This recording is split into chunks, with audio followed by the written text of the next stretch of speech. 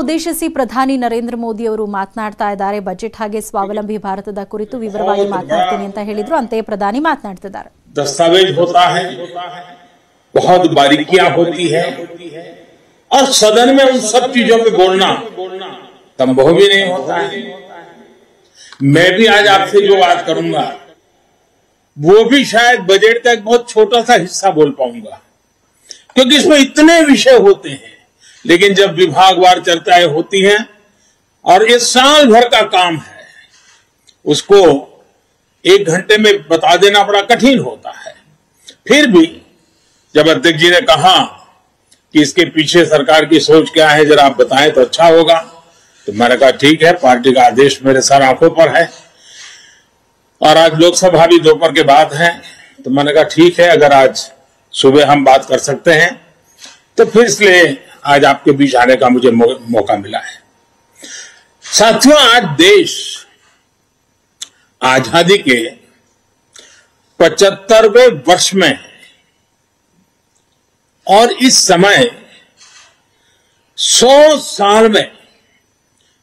साल में आई सबसे बड़ी वैश्विक महामारी से आज हिंदुस्तान लड़ रहा है. कोरोना का ये कालखंड पूरी दुनिया के लिए अनेक चुनौतियां लेकर के आया है और एक प्रकार से दुनिया उस चौराहे पर आकर के खड़ी है जहां पर टर्निंग पॉइंट निश्चित है. आगे जो दुनिया हम देखने वाले हैं वो वैसी नहीं होगी जैसी कोरोना काल से पहले थी. जैसे द्वितीय विश्व युद्ध के बाद, सेकंड वर्ल्ड वॉर के बाद पूरी दुनिया में बहुत बदलाव आए, पूरा वर्ल्ड ऑर्डर बदल गया, वैसे ही कोरोना के बाद दुनिया में बहुत सारे बदलाव की संभावना है. एक नए वर्ल्ड ऑर्डर की संभावना है और इसके प्रारंभिक संकेत नजर भी आने लगे हैं. हम सब ने इस बात को मार्क किया होगा, अनेक कोने से सुना होगा, बहुत सी चीजें पढ़ी होगी और आप भी दुनिया में कहीं जाते होंगे, मिलते होंगे तो आप भी अनुभव करते होंगे. आज भारत की तरफ देखने के विश्व के नजरिए में बहुत बड़ा बदलाव आ रहा है. भारत जैसे विशाल देश को,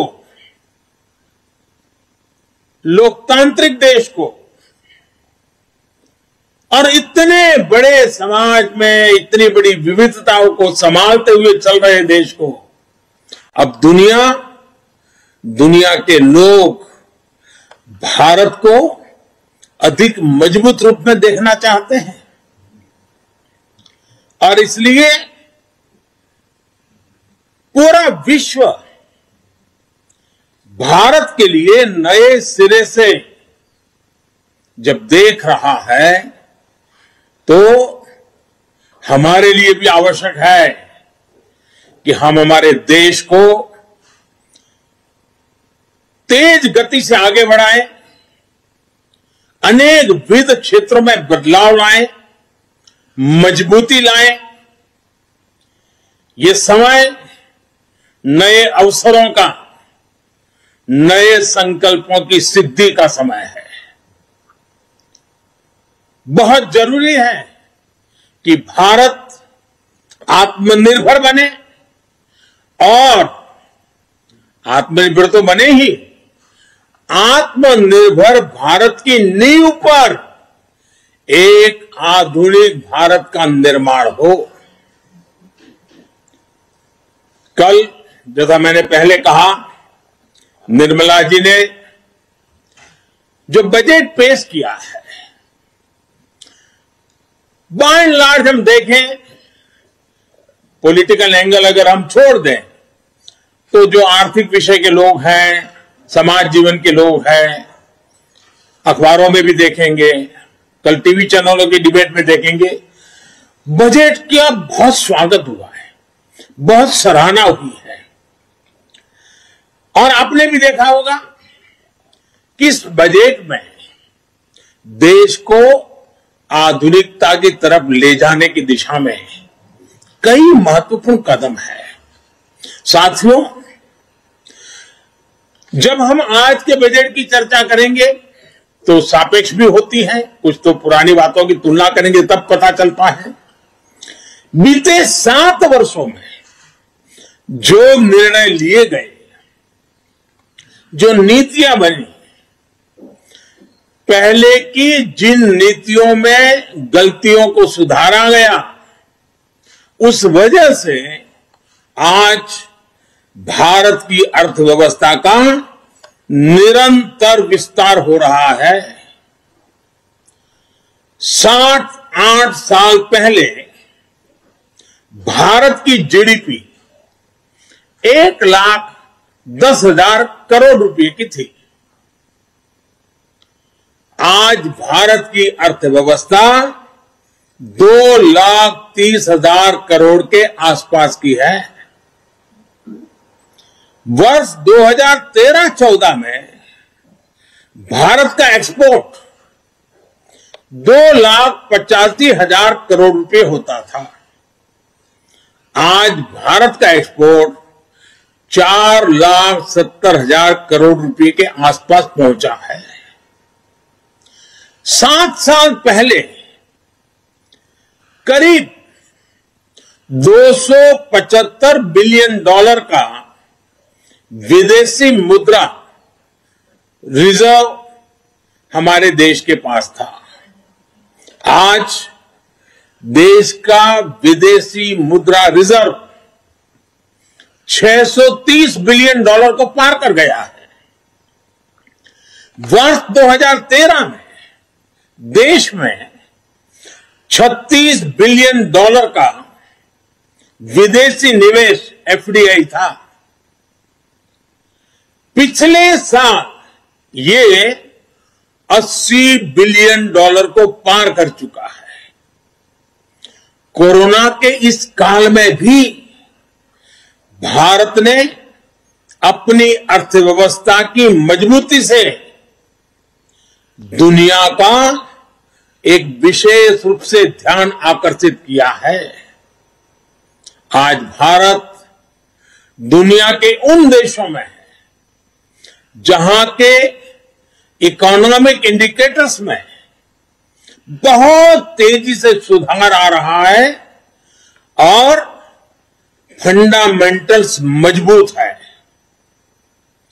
इस साल का बजट इसे और गति देने वाला है। साथियों, जब गरीब को मूलभूत सुविधाएं मिलती हैं तो वो अपनी ऊर्जा, अपने विकास, देश के विकास में लगाते हैं। इस बजट का भी फोकस गरीब, मिडिल क्लास और युवाओं को बुनियादी सुविधाएं देने और आय के स्थायी समाधानों से जोड़ने पर है। हमारी सरकार मूलभूत सुविधाओं के सैचुरेशन पर काम कर रही है और यह बात मैंने लाल किले पर से भी कही थी। अब मैं एक छोटा उदाहरण देता हूं, जैसे जल जीवन मिशन। अब हम हमेशा सुनते आए हैं, गांव में, घर में, समाज में, सरकार में, राजनेताओं में, सब में क्या सुनते हैं? हर कोई कहता है जल ही जीवन है। सुनना तो बहुत अच्छा लगता है, लेकिन यह भी सच्चाई है, पानी की दिक्कत, पानी की कमी, गरीब के जीवन की, महिलाओं के जीवन की सबसे बड़ी चुनौतियों में से एक है और आजादी के 75 साल के बाद भी है।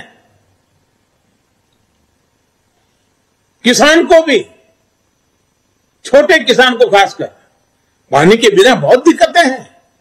हमारी सरकार के प्रयासों से आज देश में करीब करीब 9 करोड़ ग्रामीण घरों में नल से जल पहुंचने लगा है और इसमें से करीब करीब 5 करोड़ से ज्यादा पानी के कनेक्शन जल जीवन मिशन के तहत पिछले 2 वर्ष में दिए गए हैं।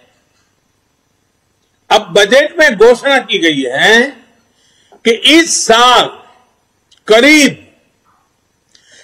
4 करोड़ ग्रामीण घरों को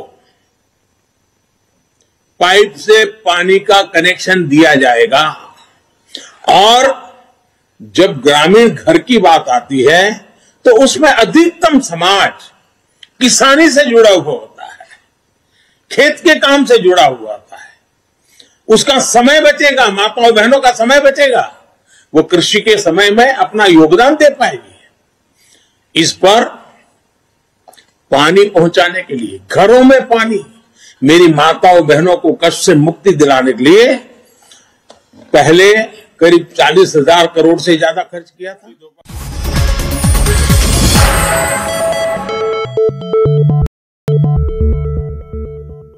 अगर एक जनधन अकाउंट उसकी जिंदगी बदल सकता है तो गरीब को जब छत मिले, गरीब को जब घर मिले, तब उसका जीवन कितना बदल जाता है, इसका हम देख करके बता सकते हैं। जो भी उन परिवारों को देखेगा उसका विश्वास बढ़ेगा। और इतना ही नहीं, सरकार जो घर बनाकर इन्हें देती है, वो घर इन गरीबों को एक तरह से लखपति बना देती है। मैं जब छोटा था, लखपति शब्द बहुत बड़ा लगता था। लखपति यानी कितनी बड़ी दुनिया है, सुनते ही कान खड़े हो जाते थे। लेकिन हमने जो गरीबों को घर दिया है ना, उसकी कीमत के हिसाब से देखे तो हमने पिछले 7 साल में 3 करोड़ गरीबों को पक्के घर देकर उन्हें लखपति बनाया है। जो गरीब थे, जो झोपड़पट्टी में रहते थे, अब उनके पास अपना घर है। पहले के मुकाबले हमारी सरकार ने इन घरों के लिए राशि भी बढ़ाई है और समय की ध्यान को रखते हुए घरों की साइज भी बढ़ाई है, ताकि बच्चों की पढ़ाई न छूट जाए, बच्चों के लिए पढ़ाई के लिए जगह मिल जाए। बड़ी बात यह भी है कि इसमें से ज्यादातर घर महिलाओं के नाम पर भी है, यानी हमने महिलाओं को घर की मालकिन भी बनाया है। साथियों, हम सामाजिक न्याय के लिए तो हमेशा काम करते हैं और इसे अपना दायित्व समझते हैं। जैसे समाज की भलाई के लिए सामाजिक न्याय बहुत जरूरी है, वैसे ही देश की भलाई के लिए भी देश का संतुलित विकास भी जरूरी है।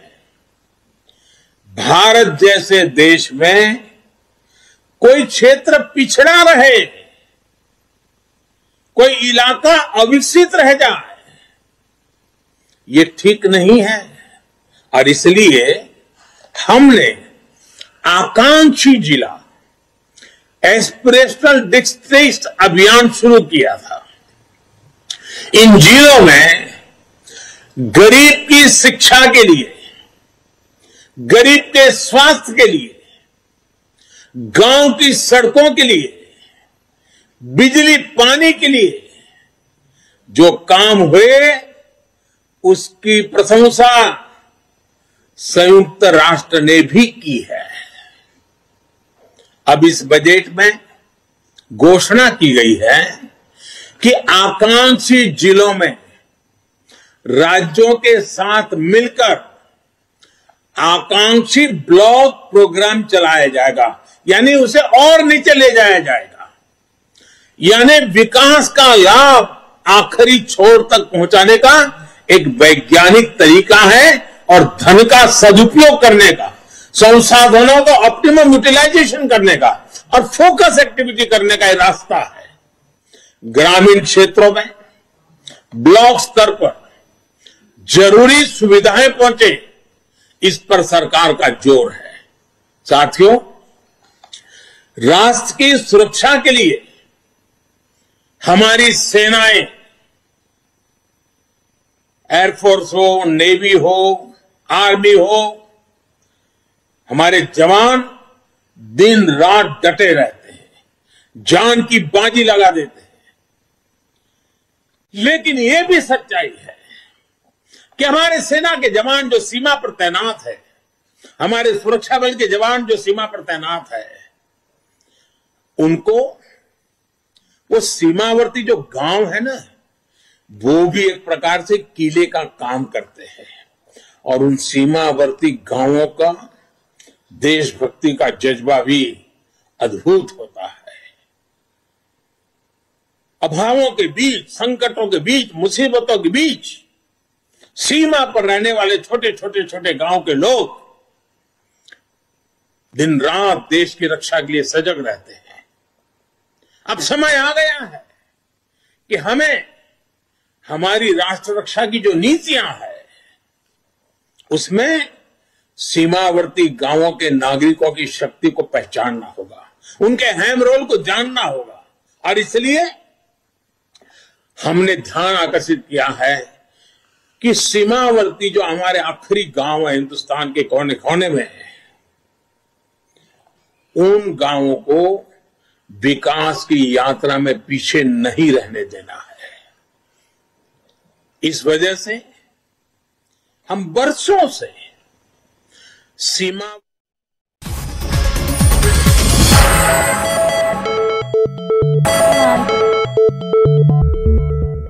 लेकिन साथ साथ हमारी सेना को तो लगातार उन क्षेत्रों में जाना होता है, उनके लिए भी बहुत सुविधाजनक होगा। इसका बड़ा लाभ हमारे हिमाचल, उत्तराखंड, जम्मू कश्मीर, लेह लद्दाख, नॉर्थ ईस्ट के हमारे कुछ क्षेत्र, वहां के भाइयों बहनों को मिलेगा। हमारे पहाड़ों के लोग बहुत प्रतिभावान होते हैं, बहुत परिश्रमी होते हैं। सेना से लेकर खेलों तक, व्यापार से लेकर कृषि तक, कितने ही क्षेत्रों में देश को उनकी क्षमता और प्रतिभा का लाभ मिलता है। ये हमारा सौभाग्य है कि हमें उनके लिए काम करने का मौका मिल रहा है। वर्तमान से हम जब पर्वतमाला से पहाड़ी क्षेत्रों में पर्यटन को बढ़ावा मिलेगा और साथ ही पर्यावरण की भी सुरक्षा बढ़ेगी। नॉर्थ ईस्ट को लेकर भी पीएम डिवाइन नाम से एक बड़ी योजना की घोषणा बजट में की गई है। साथियों, आज समय की मांग है कि भारत की कृषि भी आधुनिक बने, नए तौर तरीके अपनाएं, किसान पर बोझ कम हो। देश की कृषि को टेक्नोलॉजी आधारित और केमिकल फ्री बनाने के लिए बड़े कदम इस बजट में उठाए गए हैं। बीते बजट में हमने किसान रेल और किसान उड़ान की सुविधा सुनिश्चित की। अब किसान ड्रोन किसान का नया साथी बनने वाला है। इसके लिए एफपीओ के माध्यम से किसानों को खेत में ही उचित किराए पर ड्रोन और दूसरी मशीनरी उपलब्ध कराई जाएगी। ड्रोन टेक्नोलॉजी से किसान को तो मदद मिलेगी ही, उत्पादन का रियल टाइम डेटा भी प्राप्त होगा। ಇದಿಷ್ಟು ಸದ್ಯದ ನ್ಯೂಸ್ ಅಪ್ಡೇಟ್ಸ್ ನೋಡ್ತಾ ಇರಿ ನ್ಯೂಸ್ 18 ಕನ್ನಡ।